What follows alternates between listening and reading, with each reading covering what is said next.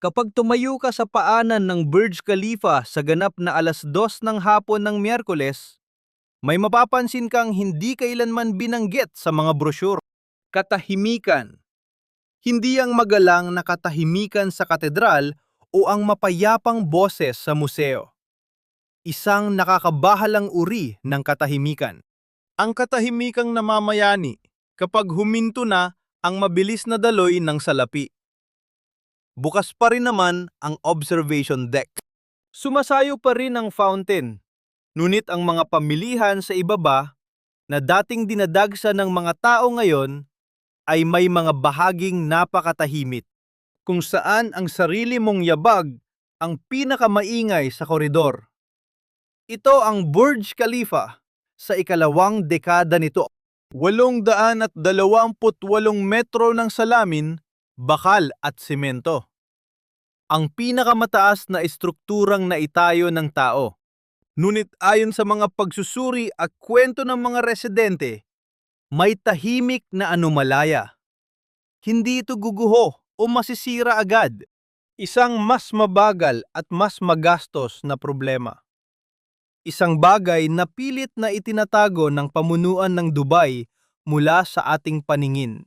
Ito ang tunay na kwento ng $20 bilyong na sagisag at kung paano ito naging pinakamagastos na suliranin sa gitnang silangan. Hindi alam ng marami na hindi naman talaga dapat Burj Khalifa ang pangalan nito. Nagsimula ang pagtatayo noong taong 2004 sa pangalang Burj Dubai. Ito ang pinakamahalagang proyekto ng Emaar Properties sa pamumuno ni Mohammed Al-Abar upang ipakita ang tagumpay ng Dubai sa buong mundo. At noong una, naging napakaganda nga ng takbo ng kwentong ito. Mabilis na nagbuhos ng simento ang mga manggagawa. Nilampasan nito ang Taipei 101, ang Willis Tower, at lahat ng record sa mundo. Ngunit dumating ang 2008. Ang pandaigdigang krisis sa pananalapi ay hindi lang nagpabagal sa Dubai, halos winasak nito ito. Bumagsak ng mahigit 50% ang halaga ng mga ari-arian. Bumagsak ang mga stocks ng Emaar. Ang mga manggagawa ay hindi umano nabayaran ng ilang buwan. At dito natin ilalantad ang katotohanang hindi ninyo maririnig sa mga patalastas. Sumaklolo ang Abu Dhabi gamit ang $20 bilyong na tulong pinansyal. Totoo ang narinig ninyo. $20 bilyong. At ang kapalit ang toreng ipapangalan sana sa Dubai ay ipinangalan kay Sheikh Khalifa bin Zayed Al Nahyan, ang pinuno ng Abu Dhabi. Ang pagpapalit ng pangalang iyon ay hindi parangal. Ayon sa mga investigasyon ng mga mamamahayag, iyon ay isang resibo ng utang. Isang paalalang nakatatak sa kalangitan ng pinakaambisyosong proyekto ng Dubai ay hindi kayang tumayo ng mag-isa. Binuksan ang tore noong Enero ng 2000 at 10 sa gitna ng mararangyang paputok at pandaigdigang balita. Ngunit walang nagbalita tungkol sa mabigat na pautang na sumusuporta rito dahil sa simula pa lang ay baon na ito sa utang. Ang Burj Khalifa ay hindi kailanman kumita ng sarili nito. Hindi nung 2,000 at 10,000 at 15 o 2,000 at 20. Ang gastos sa pagpapanatili, kuryente at mga elevator ay napakalaki. Ayon sa mga ulat, ang taunang gastos ay lumalampas sa $50 milyong. At ang kita, umaasa lamang ito sa mga tiket sa observation deck, upa sa mga tindahan at benta ng mga kwarto na ilang taon nang humihina ayon sa opisyal na datos. Sa papel, 70% ng gusali ay may-ari, ngunit may itinatago silang sikreto. Ang occupancy rate dito ay batay sa nabentang unit, hindi sa aktual na tinitirhan ng mga tao. May malaking pagkakaiba rito. Ipinapakita ng mga ulat na karamihan sa mahigit 900 apartment ay binili lamang ng mga dayuhan bilang pamumuhunan. Bihira o hindi talaga nila ito tinitirhan. Kung lalakad ka sa lobby nito sa gabi, mararamdaman mo ang kawalan ng tao taliwas sa ipinagmamalaki nilang mataas na occupancy rate. Ayon sa isang dating residente, noong 2023, ang mga matataas na palapag ay parang isang marangyang bayang walang tao. Gayunpaman, patuloy na iginigiit ng pamunuan ng Dubai na ang Burj Khalifa pa rin ang pinaka-eksklusibong address sa buong mundo. Sa katunayan, marami pa ring turista ang pumupunta sa kanilang observation deck. Ang pagtanaw mula sa 124th at 148 na palapag ay nananatiling patok. Ngunit dito, nagkakaroon ng tensyon. Hindi itinayo ang tour para lang kumita sa mga tikep. Ginawa ito para maging sentro na hihila ng mga mamumuhunan sa buong downtown Dubai, magpapataas ng presyo ng lupa sa paligid at magbibigay ng malaking kita sa pamahalaan. Noong una, gumana ito. Naging napakamahal ng mga lupa sa downtown Dubai. Ngunit batay sa mga pinakabagong ulat at datos mula sa mga eksperto sa merkado, ang mga bagong proyekto sa Dubai Marina at Palm Jumeirah ay unti-unti nang umaagaw sa atensyon at puhunan ng mga mayayamang mamumuhunan palayo rito. Hindi na nakikipagpaligsahan sa ibang bansa ang Burj Khalifa. Karibal na nito ang mismong lungsod ng Dubai. Narito ang isang isyong matagal nang pinagtatalunan ng mga eksperto. Ngunit pilit na iniiwasang pag-usapan ng mga opisyal sa Dubai. Kamangha-mangha ang mga nagtataasang gusali at masasabing ang Burj Khalifa ang pinakadakila sa lahat ng ito. Ngunit ang pagpapatakbo nito ay may kaakibat na mabigat na suliraning hindi maganda at hindi mura. Simulan natin sa dumi. Sa loob ng maraming taon, kumalat ang mga ulat mula sa mga mamamahayag at talakayan ng mga inhinyero na hindi pala ito konektado sa sistema ng alkantarilya noong unang bahagi nito. Kaya kinailangan pa ng mga truck para maghakot ng dumi. Bagamat sinabi ng pamunuan na maayos na ang kanilang koneksyon ngayon, ang isyong ito ay nagpapakita ng isang mas malalim na katotohanan tungkol sa mga ganitong proyekto. Sinasagad ng mga dambuhalang gusaling, ito ang kakayahan ng infrastruktura. Suriin naman natin ang facade nito. Ang labas ng Burj Khalifa ay may mahigit 26,000 individual na panel ng salamin. Ang pagpapanatili rito ay nangangailangan ng permanenteng grupo ng mga ekspertong manggagawa at mga mekanisadong plataporma na gumagapang sa pader nito. Based sa mga ulat ng inhinyeriya, umaabot ng 3 hanggang 4 na buwan bago malinis ang buong labas nito. Ibig sabihin, kapag natapos sila, kailangan na namang magsimula uli. Isa pang malaking salik ang hangin. Sa taas na 828 metro, ang tuktok ng Burj Khalifa ay umuuga umano ng 1 hanggang 2 metro sa malalakas na hangin. Ligtas pa naman daw ito ayon sa disenyo. Ang tila hugisya na pundasyon ng gusali ay sadyang idinisenyo para bawasan ang lakas ng hangin. Ngunit, inilarawan ito ng mga residente sa itaas bilang isang nakakabahalang karanasan. Isang residente na binanggit sa isang forum noong 2022 ang naghambing nito sa nakatira sa isang napakabagal ngunit napakamahal na barko. Karapat-dapat gawan ng sariling dokumentaryo ang mga elevator.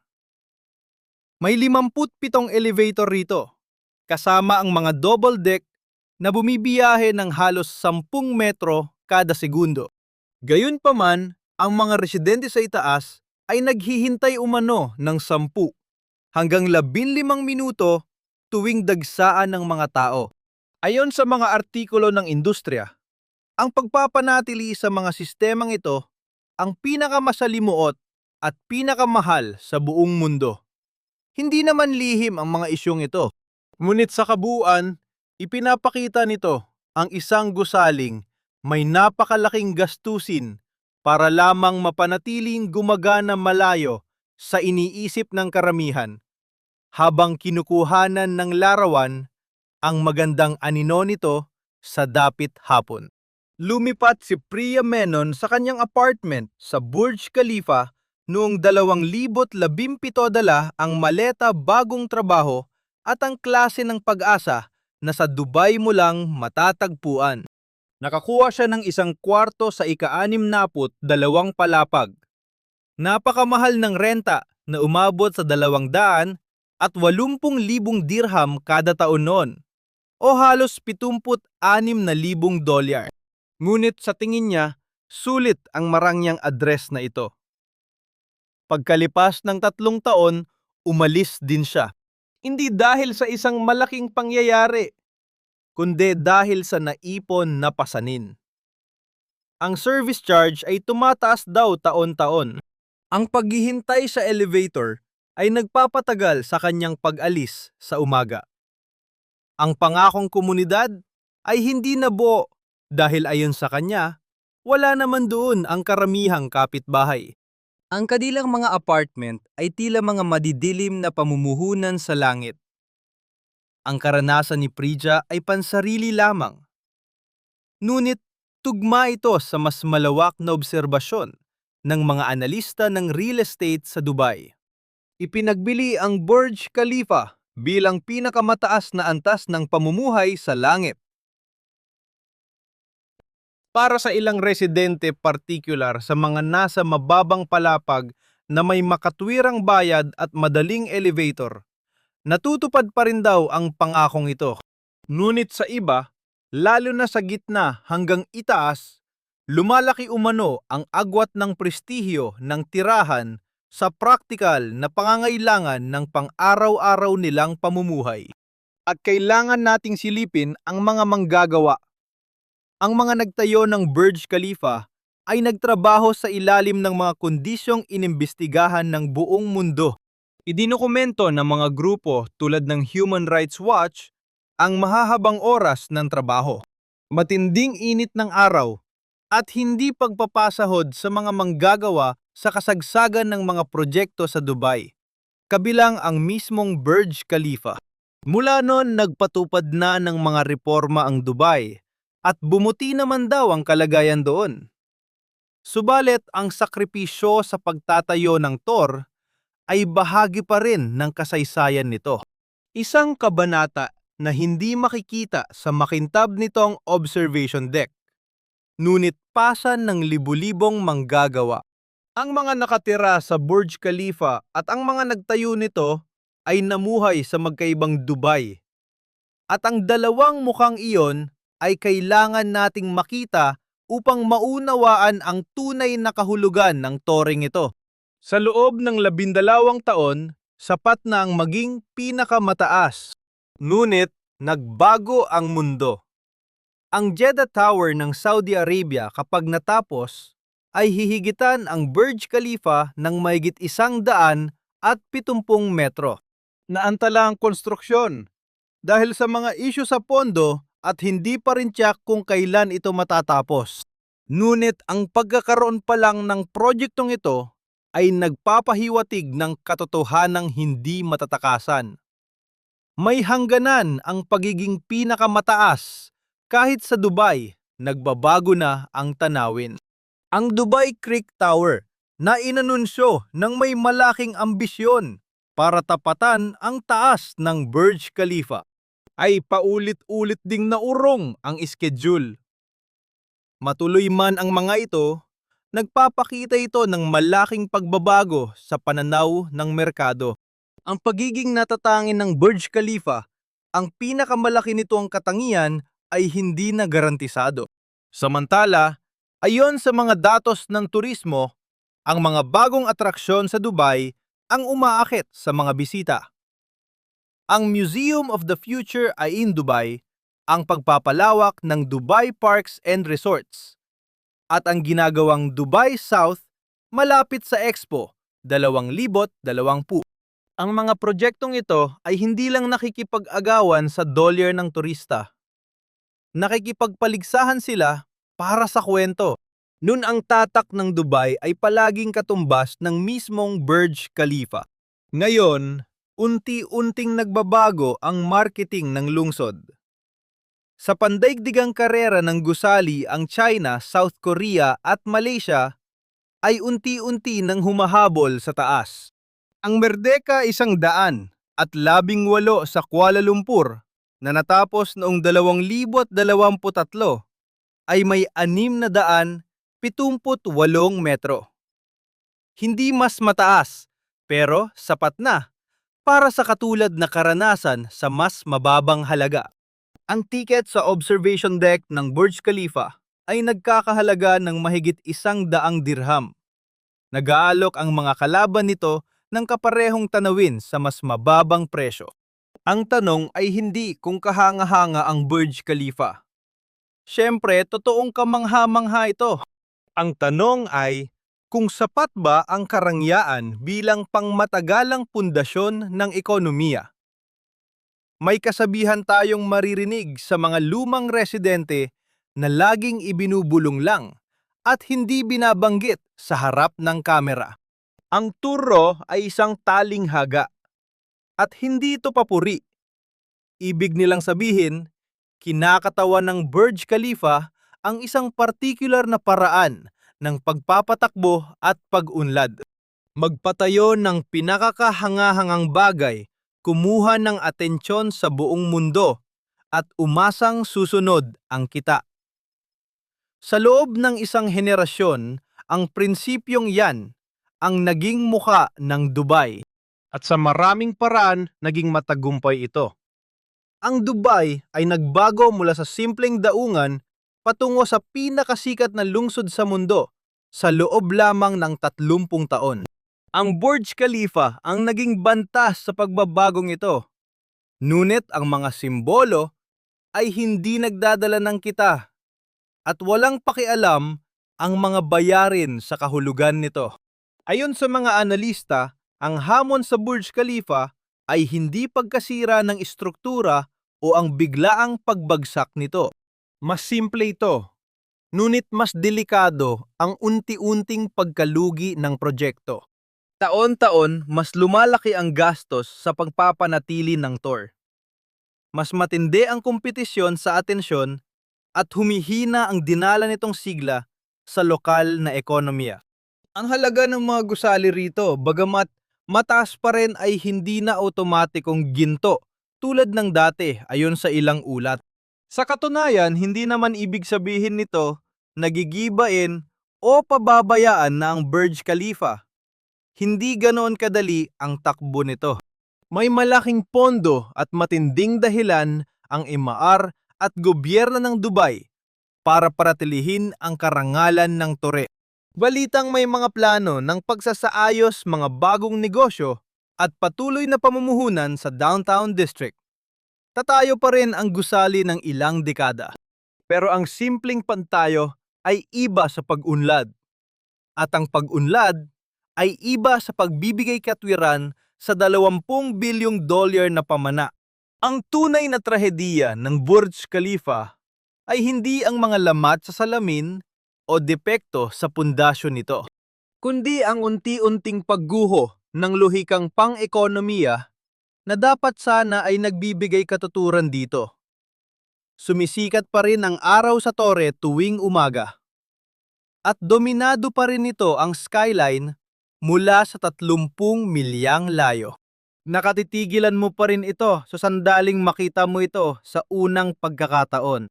Ngunit sa pagitan ng ika-89 na palapag at ika-100 at 63 sa mga bakanteng apartment at walang katapusang pagsasayos sa lumang pangako at bagong realidad, may nagbago. Kapag nakita na natin ito, hindi na natin ito matatakasan. Kaya narito ang tanong na dapat nating pag-isipan. Ang Burj Khalifa ba ay tagumpay ng ambisyon ng tao o isang 20 bilyong dolyar na babala kapag ang karangyaan ay lumampas sa kakayahang magtagal? Sa totoo lang, maaring pareho ito. Itong dahilan kaya mahalagang bantayan ang kwento. Dahil hindi pa tapos ang Dubai sa pagsulat nito. Kung ang imbestigasyong ito ay nagbigay sa inyo ng bagong pananaw sa likod ng sikat na skyline na ito, i-like ang video at mag-subscribe. Patuloy nating binabantayan ang mga trend na ito at ang susunod na kabanata ang maaaring pinakamahalaga. Ibahagi ang inyong karanasan sa comments, lalo na kung nakatira o nakabisita kayo sa Burj Khalifa. Mas mahalaga ang inyong karanasan kaysa sa anumang datos. Tutok lang kayo dahil ang mga susunod na kaganapan sa Dubai ay maaaring maging dahilan para maging panimula lamang ang ating mga tinalakay ngayon.